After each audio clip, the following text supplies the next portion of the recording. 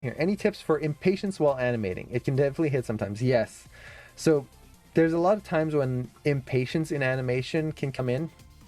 So this usually is like we're animating and just want to get this done, and you've been tweaking this thing for so long and it's just not getting there. Especially if you're just not figuring a part out. Like you're trying to fix one section and it's just not working, and you're looking at it over and over and over, and it's just, oh, why can't I get this? And you're just getting impatient and you just want to get it through. When that happens, move on to another part. Just move on. Take a break from this, do something else. The same thing happens with sculpting, for example, or art. If you're drawing on one part and you can start getting lost in the details and just, oh God, why am I doing this? Jump to another section, do another thing, and then come back. It seems like a simple thing, but it's really going to help just keep everything moving at a consistent pace versus the, I just want to stop now, I'm done. So jump around. The other part with impatience, and if there's anything specific on impatience that you want to know about, or a specific impatience that you're having, let me know. But the other part of impatience can be just not liking certain phases of the animation. So, for example, some people just don't like the polish phase. Some people don't like the blocking phase. They just want to get through it and get it done. In that case, it really just comes down to preference. If you're really not enjoying the blocking phase, maybe try different workflows. It could be that the workflow you're using just isn't meshing with you right now, and it's making that whole process more tedious. Same thing with polish. As you're polishing, maybe there's just something in the workflow that you're using that is not really working for you. So try different things. If you're just setting a ton of keys all the time, try using the graph editor a little bit more. Maybe try offsetting curves a little bit more to polish certain things up. Copy curves. That's the other thing with polish that really avoids the boringness and that kind of like just get this done feeling, is learning to copy curves and paste them onto different controls and just getting animation for free. So for example, you can take the jaw control, the open mouth, copy that to the cheeks so that you get the cheek up and down as the mouth moves. You can copy it to the ears so you get the ears moving up and down to the tip of the nose, and you get all of that with just that open jaw control. And suddenly you've got all of this section right here polished with just like one frame offset. Done. Haha.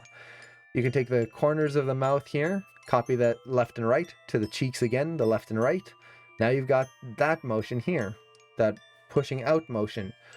You can even copy it a little, the up and down of the mouth to the corners of the eye ever so slightly, especially if they're a very happy character, to really push that like little bit of motion in there.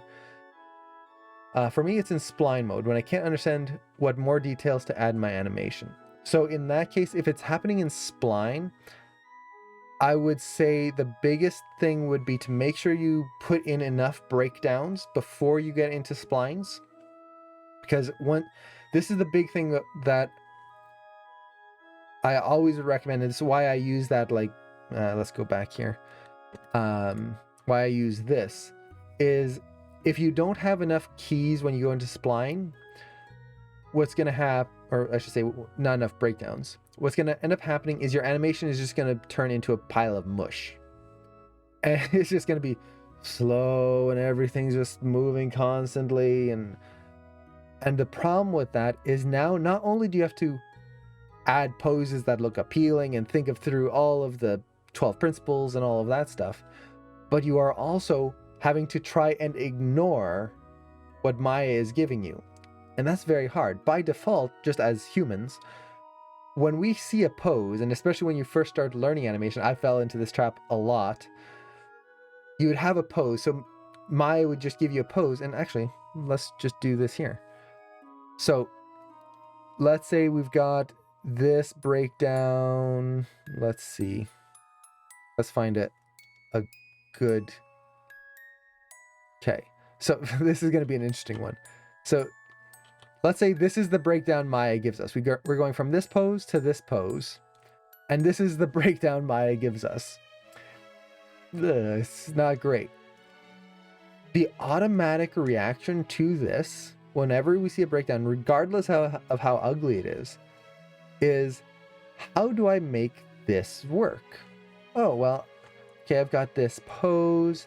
I need to push my line of action. The hips feel a little broken, so I'll just push that a little bit here. Maybe push the knee a little bit. Okay, yeah, that's better. It doesn't feel as broken. And maybe just pull out the arm a little bit. Yay, I fixed the pose. Yeah, that's not a breakdown. That's fixing a mistake.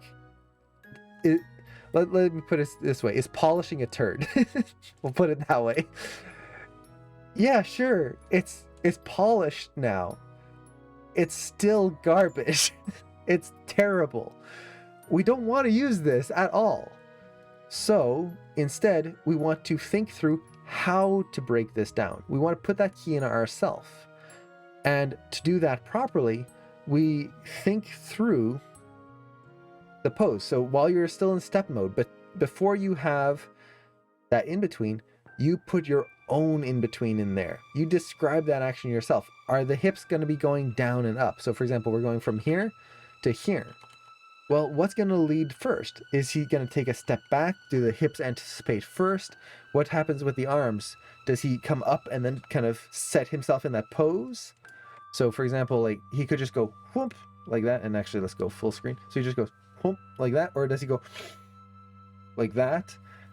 Does he kind of explode out? Like, describe that before you go into splines. Put that in there. And that makes the splining process easier. It's still going to have the issues of splining, but you're going to know how to describe that better. The biggest problem that I tend to see with students, and I fell into this so much when I started, is that tendency to try and fix what Maya gives us versus throwing it all away and describing what we should be describing. And that's why stepped blocking is a way better first step into learning and really understanding that.